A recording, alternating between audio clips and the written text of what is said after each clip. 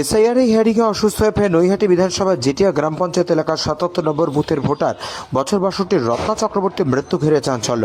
নির্বাচন কমিশনের বিরুদ্ধে অভিযোগ তুলে সরব হয়েছে তৃণমূল নেতৃত্ব। জানা গিয়েছে এদিন দুপুরে ব্যারাকপুর ব্লক 1 বিডিও অফিসে হিয়ারিংয়ে যান রত্না। সেখানে তিনি অসুস্থ বোধ করলে তাকে কল্যাণী গান্ধী মেমোরিয়াল হাসপাতালে নিয়ে যাওয়া হয়, সেখানেই তার মৃত্যু হয়। মর্মান্তিক ঘটনা বলবেন? আমি ছিলাম না, আমি বাইরে ছিলাম, আমি হট করে এসেছি।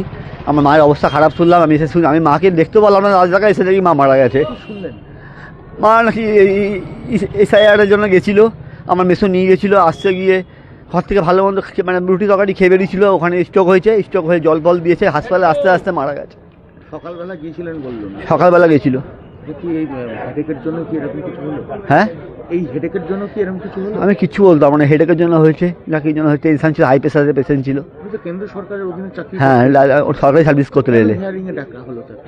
আমি কিচ্ছু হয় না, আমি বাইরে ছিলাম। এখন কি চাইছেন? আমি ঘরে ছিলাম না। কি চাইছেন এখন আপনি? কি চাইবো, আমার মায়ের জীবন থেকে চলে গেল, আমি আর কি চাইবো। আপনার নাম? বিশ্বজিৎ চক্রবর্তী। বলছি দাদা, আজকে এসআইআর হিয়ারিং এ পানপুর বিডিও অফিসে একজন গেছিলেন জেঠিয়ার বাসিন্দা রত্না চক্রবর্তী, তো তিনি মারা যান।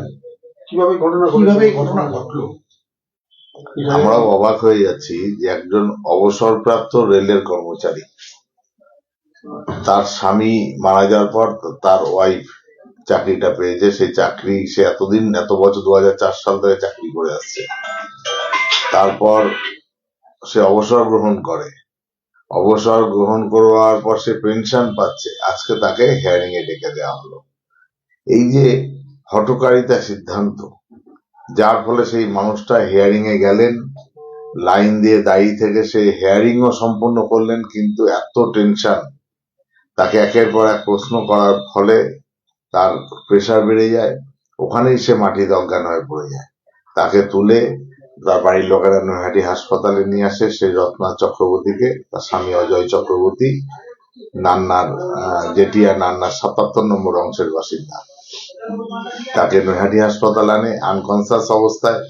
নৈহাটি হাসপাতাল থেকে তাকে গান্ধীতে রেফার করে এবং গান্ধী হাসপাতালে সে মারা যায়।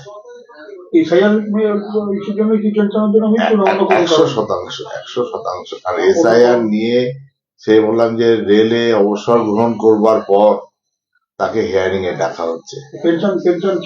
পেনশন পাচ্ছে, সে অবসর নিয়েছে। এই যে মানে এই ব্যবস্থা। হ্যাঁ, রেলে অবসর নিল কিসের থেকে? নির্বাচন কমিশনার অবসর নিল তার জীবনের থেকে, আর উনি অবসর নিয়েছেন রেলের চাকরি থেকে। এই নির্বাচন কমিশনার বিজেপির অঙ্গুলি হেলনে তারা আর কত মানুষের মৃতদেহ দেখতে চায়, তবে তারা শান্ত হবে। আর কত মানুষ মরলে পরে তারা শান্ত হবে। বন্ধের জন্য মুখ্যমন্ত্রী সুপ্রিম কোর্টে গেছেন। না, সেটা মুখ্যমন্ত্রী গেছেন, সেটা অনেক, হ্যাঁ, সেটা উনি দেখছেন।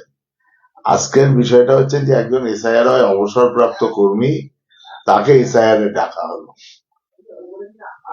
এবং সে ওই টেনশনে ওখানে মাটিতে লুটিয়ে পড়ে, তাকে হাসপাতালে আনার পর সে মারা যায়।